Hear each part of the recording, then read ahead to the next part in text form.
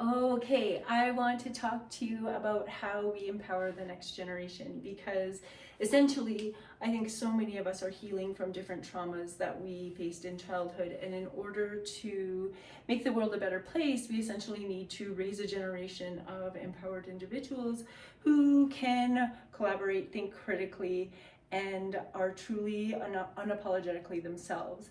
And I think that we can actually achieve this by raising the next generation to be creators, to be conscious contributors, to think critically, and to ask questions. And in the classroom, I'm not seeing kids ask questions. They don't question my authority. And I want them to. I want them to be like, hey, Miss Cottrell, you spelt that wrong. Or, hey, Miss Cottrell, I don't agree with you and this is why. Challenge me. And I so often, I stand at the front and I ask kids questions, and then they just stare at me blankly. And I'm like, come on, you guys. Somebody has to have an answer. Or somebody, engage in meaningful conversation.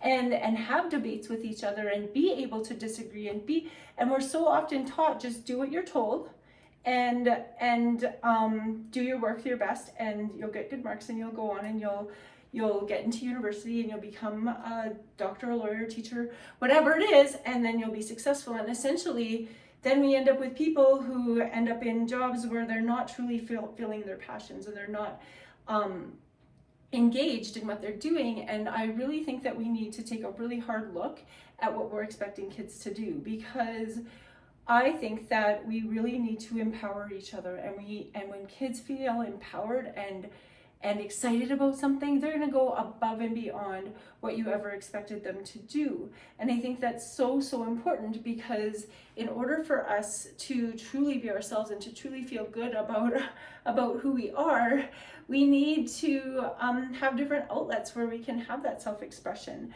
And some of it is through art, some of it's through music, some of it's through making videos, some of it we just don't know what it is. And I think when we're doing something meaningful, that's when kids get a lot more engaged in what they're doing, when they're doing a meaningful task. And so often some of the things that we tell them to do in schools, they don't view as meaningful. And so in order for us to get kids excited about school, we need to bring authentic learning to them. They have to see a purpose to it. They have to see the interconnectedness of it. And also kids love real life. They love when they can touch things they're all, not everyone, but so many children are kinesthetic learners. Even as myself, I don't truly understand until I actually get my hands dirty and try.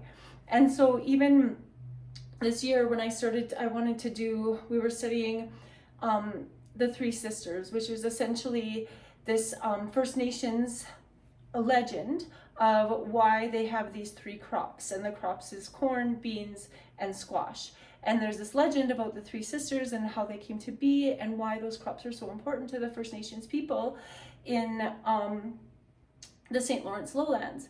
And so essentially one of the things that we did some art with it, and we read the legend, and then we actually got the seeds.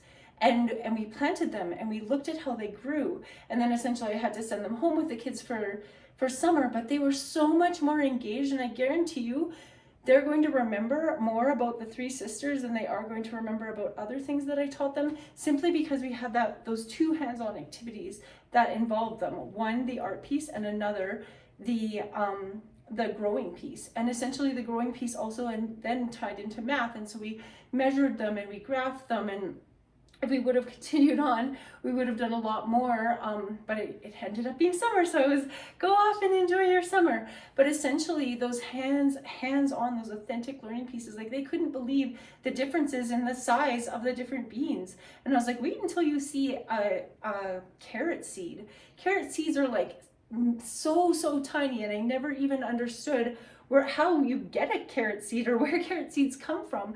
But those authentic learning pieces really empower kids to be like, oh, that's where that comes from.